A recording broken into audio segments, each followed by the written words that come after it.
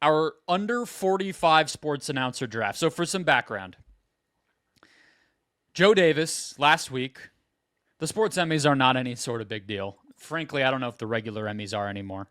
Having worked in local television, let's just say there's some maneuvering when it comes to the Emmy selections. There's some. Oh yeah, the regional like daytime Emmy stuff is just crazy. Sometimes the people I see who say they've won an Emmy, I'm like, you're 31 and you don't do anything. What is happening here? Yeah, me leaving 7 years of local TV without a local Emmy is actually like a huge blemish on my resume. Yeah, you should have one. You could put it in your Twitter bio. Emmy-winning staff writer at Awful Announcing. So Joe Davis won the play-by-play award. He was the youngest guy to get it since Joe Buck. Kind of nice symmetry there that Joe Buck obviously was pretty much had Joe Davis's job and got it, I believe, at age 32.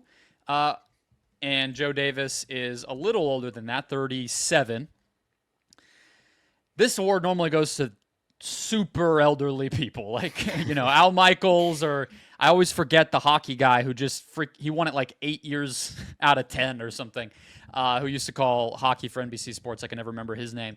It's for the legends, Mike Breen, Kevin Harlan, it's those people. But so Joe Davis winning it kind of got my wheels spinning, because I think you could make a pretty reasonable case that he is going to be one of the defining announcers in the country before long, if not already. He is the MLB lead, calls the World Series for Fox, which I think is why he won it. He had that historic Vin Scully ode call in Game 1 when Freddie Freeman hit the grand slam.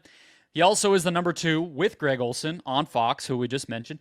And he calls the freaking Dodgers locally for Spectrum, which doesn't exactly get a lot of attention in terms of people watching if you're not in LA, but that's the most high-profile baseball job right now, and it's Shohei Ohtani, and it's Mookie Betts, and you're in the headlines all the time in a huge market and everything else. So I was toying with, like, should I write a column on this, whatever, but then I was realizing we're kind of in this transition period, I think, where the young guys we know who they are now. Like, the next generation is at least at a point where we can identify them. Not saying the old guys are going anywhere yet, but I mean, look, Al Michaels is going to be gone before long, and we can say the names. These guys are going to be the dudes we're talking about, the dudes who narrate all the great memories we're about to have, and on and on. So I thought, let's talk about all of them, and what better way to do it than to draft them. So the idea here in the draft, Ben, is you want to make your picks. You could do whatever you want, but my thinking is, the people you're buying stock in the most. Like, this is like a dynasty league here. This is like, who do you think is going to matter the most in 5-10 years? Not just they had a cool viral call and we liked how it sounded and that's fun, but like, we're being investors here.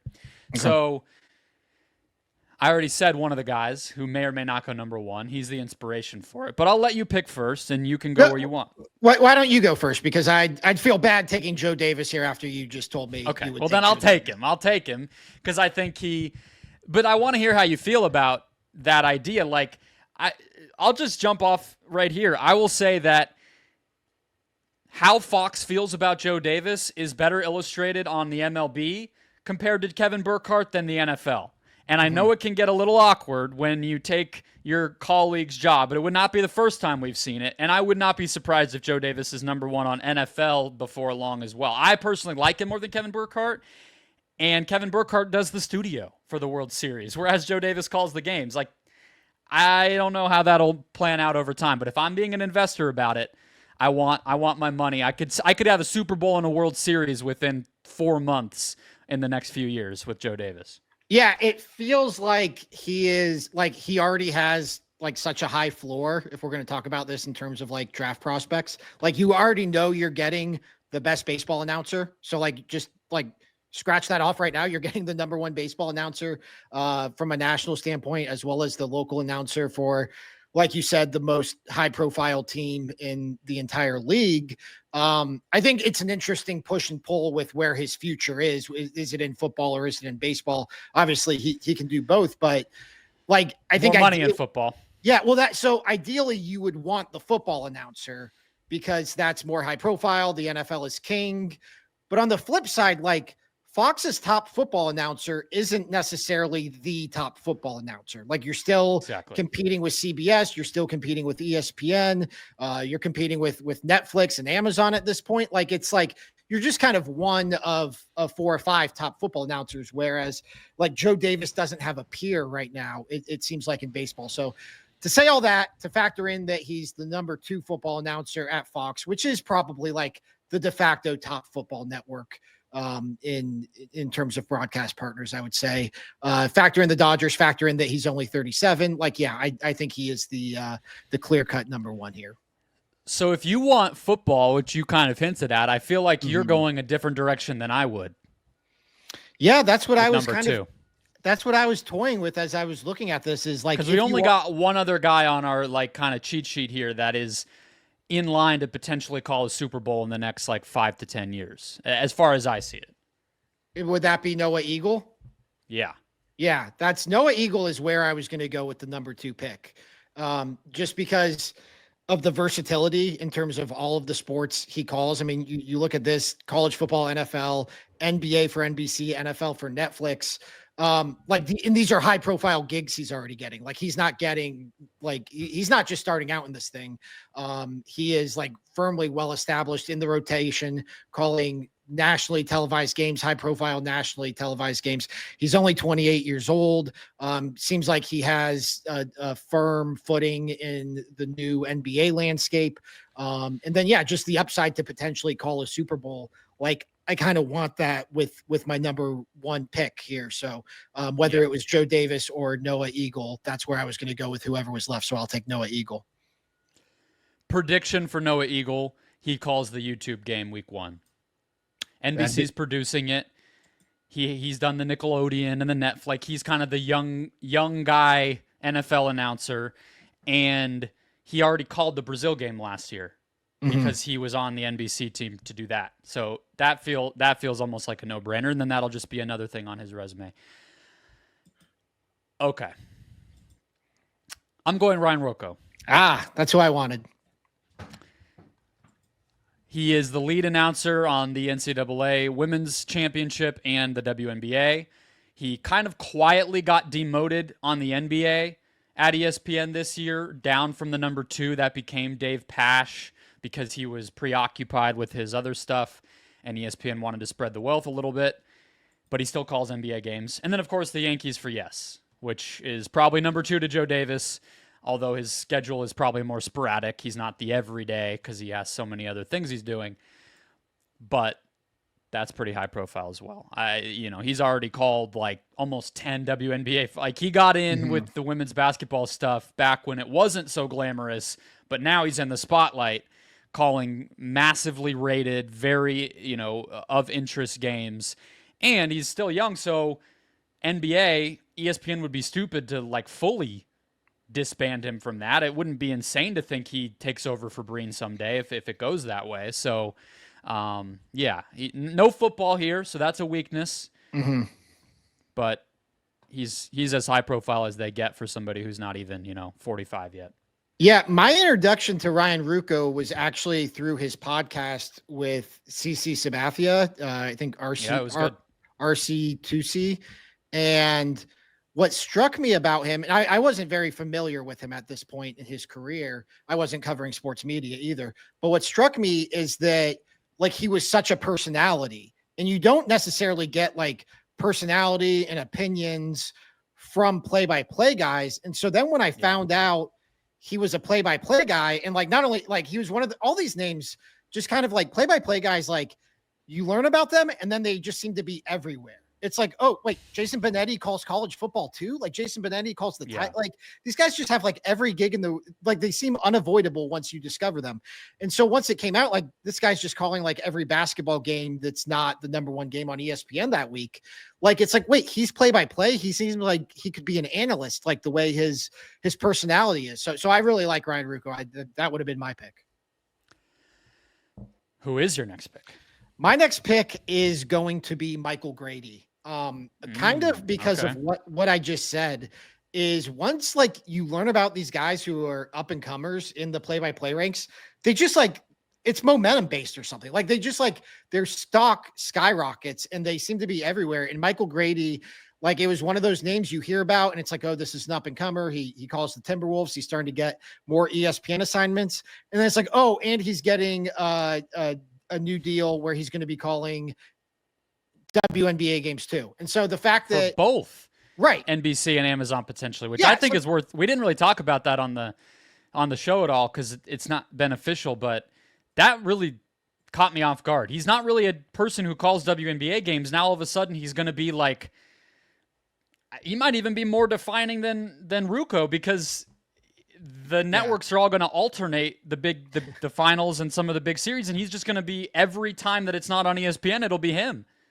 Yeah. So that's like, I was trying to come up, like do my whole spiel about him and I couldn't like put my finger on where should I describe he works at because he works at so many places at this point. So I like the upward trajectory. I like that he's involved with the WNBA because I think especially just as we continue into the Caitlin Clark era, like that's only going to eat up a bigger piece of the pie. And so I will, as much as I wanted Ryan Ruocco here, I'll happily take Michael Grady. I think it gives me a lot of the same things. One sport announcer, but two leagues, and seemingly multiple networks coming up here. So I like it. Is the WNBA the fourth most talked about league in the U.S. right now? So it would be NFL, college football, NBA. I think WNBA at this point. At this, we'll see. Right? We'll see how Caitlin Clark's quad heals. But I also something I just wanted to throw this in there. There's been a lot of talk about like, could the WNBA lose momentum with this Caitlin Clark injury? When you look at the calendar, they play the Liberty on June 14th on ABC. I think it's a Commissioner's Cup game. If that's Caitlin Clark's like first game back and it's an ABC showcase against the reigning champions, like that's going to do monster numbers, right? Mm-hmm. Oh yeah. I mean, like this could be a blessing in disguise. For sure. It's a soft point in the schedule for her to like in terms of the national profile, in terms of her missing time. Every game of theirs is national, but there's levels to it. And this one is this pocket is not so bad. How much betting on the W have you done? You seemed really, really locked into some of the wording there. I worked on Memorial Day when the injury came out. So I was doing some digging into the schedule and because they do miss. I just wasn't expecting to hear a Commissioner's Cup name drop. So I was like, how much, scrolling through game lines have you been doing lately? I should see if I can get a good futures bet on the Fever now with Caitlin's injury. Maybe there's some overreaction among the general public. She went down to second on MVP. I saw that. So. Oh boy, get it while you can. All right. I'll go with more of a personal favorite for my next pick here. There's two people who work for the same network and once worked locally for the same network here that are kind of the next two, I think. But Adam Amin is where I will go. Him and I think the last guy who will get drafted here are both basically stuck behind Joe Davis, which is part of the problem. Yeah. But I'm holding out hope that Adam Amin I've plugged this every chance that I get. Every time we talk about college football announcing, I say, I don't see a reason why he can't be the number one guy at Fox on college football before long. The Adam Amin, Mark Sanchez booth of my dreams here as somebody who probably watches one or two Fox college football games a year. I have that strong of an opinion about games I do not watch, but I think that opening is there. And we know he was a pretty high-profile NBA guy at ESPN before departing for Fox. He calls the Bulls games for the Chicago Sports Network locally, which ranked high on our awful announcing broadcast rankings, which people can check out on the YouTube channel.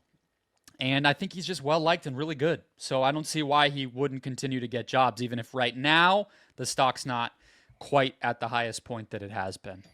Yeah, it's you and I did a video for our YouTube page breaking down the top NBA local broadcast teams as voted on by awful announcing readers, and the Bulls were in there, and we always joked about their degree of difficulty that they have calling those games, and the fact that the Bulls broadcasts like have earned such high marks despite maybe you get a Josh Giddey half court game winner like once a year, and that's where you can really kind of showcase your stuff. And that's what they did. They made the most of that opportunity. So, as just somebody calling DeMar DeRozan mid-range footwork for 5 years is not exactly glamorous, but they do a good job. Yeah. But as somebody who watches a lot of college football on Fox, because Ohio State typically is playing at noon and typically gets the Joel Klatt and Gus Johnson booth, I would definitely be in favor of your proposal, is what I would say. I mean, they seem to really like Klatt, but the Gus Johnson part is probably the least popular half of that duo. So maybe that's where Amin could slide in. I'm going to be watching a lot more college football this year. ASU is dangerously well regarded in some of the early preseason stuff that I'm seeing, whether it's draft prospects, power rankings, Big 12 preview coverage. I'm not used to paying a single ounce of attention to anything related to my alma mater's college football program in May. But if I'm this invested in May, come August, I'm going to be all in. So I think I'll be able to help you out more on that side of things this year. I've got a Sun Devils take here, and it's that Kenny Dillingham, their head coach, has just like turned into one of my favorite personalities in the sport. And he's admittedly not somebody I was familiar with. I mean, if we're being honest, probably until the college football playoff. Like I wasn't totally walked in to the Sun Devils until they were playing Texas.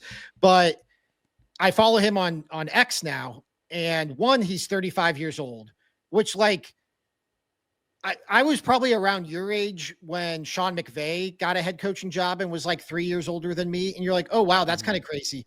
Then you actually turn that age and you're like, holy shit, how is a 31-year-old an NFL head coach? Like, that's insane. And so the fact that this guy is 35 and running a Power 5 college football program, let alone one that played in a playoff game this year, that's insane. And then two, he every day, maybe not every day, at least once a week, he retweets this article from Mike Farrell. Mike Farrell is this longtime college football like recruiting insider. He was with Rivals forever. I think he's broken off and does his own thing. And he wrote some offseason story that's like 10 teams to watch for that could fall off in 2025. And of course, Arizona State's on the list. And without comment, without any additional context, Kenny Dillingham just retweets that article once a week, just like as motivation or fuel or whatever. And I love that for him. He has a little bit of Ted Lasso kind of, whatever energy, but we love him here. He basically has single-handedly pressured the university, the athletic department into spending any money at all on the program, which is why he will be a legend forever, no matter how far they go, because he's actually given us a product to watch. So yes, shout out Kenny Dillingham. Honorable mentions here, Ben. We'll just run through. I'll list them all off. You comment as you want. Alex Faust, we kind of use roughly under 45, under 50, whatever. He is MLB for Fox, kind of right behind the Joe Davis, Jason Benetti. Like he's kind of an alternate for some different things. And then a bunch of stuff in the Northeast. He called like the YouTube MLB stuff in the past. I believe he does the Apple TV games from time to time. Brendon Glasheen, not just because he has my all similar first name, but he was the lead guy for Unrivaled at TNT. He does Celtics, Connecticut Sun in the WNBA. He's a fill-in all over. I think he's done some Red Sox. I should say Faust does NHL a lot. Lisa Byington, Milwaukee Bucks locally, the lead announcer there. She's one of the people in the rotation for the NCAA tournament for CBS, and then she does Chicago Sky locally, WNBA for the Chicago Sports Network. And then Chris Whittingham, Apple TV soccer guy, Apple TV Plus season pass for MLS, and then different UEFA, Serie A, random soccer rights that CBS has. One of their top guys as well on the way up in the soccer world. Those are probably not draftable, but they are part of the changing of the guard that we're talking about. I don't think I got my third pick in. I don't think. Oh crap! I had it on I saw it on the list, so I knew where it was coming, but the audience didn't get to hear you wax poetic about the last guy. Well, so it would make sense for me to do Jason Benetti here because I do agree, just in terms of like where he's at in his career, he's probably a step above the names you just listed. And I was actually the one who suggested him when we were putting this together off air.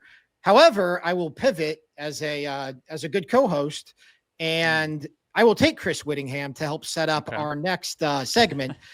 Because I think a lot of us are most familiar with Chris Whittingham from the Dan Le Batard show universe. He was a short time executive producer there, longer time personality in general, just on the show. I think he was responsible for a lot of the more fun running bits that they had on the show, but he is like a very emerging voice in the soccer play-by-play field. I mean, he's calling, Champions League games, high-level games. And so a little bit like my pick of Michael Grady because of the WNBA aspect, like I do think there's a lot of upside in having a soccer guy a year before the North America hosts the World Cup, and it helps us set up our next segment. So I will take Chris Whittingham. Yeah, Benetti is boxed out a little bit. He was the other guy I was referencing on Fox, but he's risen to be their number one on most of their college basketball, men's and women's. So that's a nice slot, but they don't have championships or anything. So I don't think you're crazy to think Whitty could be calling a high-level game sooner than Jason Benetti, even though he is one of those people, like you mentioned, that is just absolutely everywhere on podcasts and interviews all the time. But Whitty is rising up the ranks and younger. I think he's only like 32 or something.